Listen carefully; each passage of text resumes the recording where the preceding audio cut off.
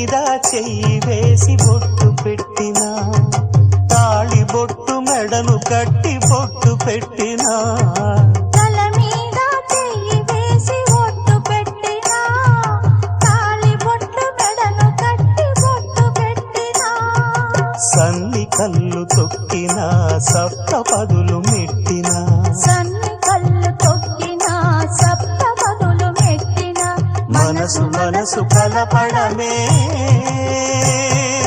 మంత్రం పరమార్థం. శ్రీరస్తు శుభమస్తు, శ్రీరస్తు శుభమస్తు. శ్రీకారం చుట్టుకుంది పెళ్లి పుస్తకం, ఇక ఆకారం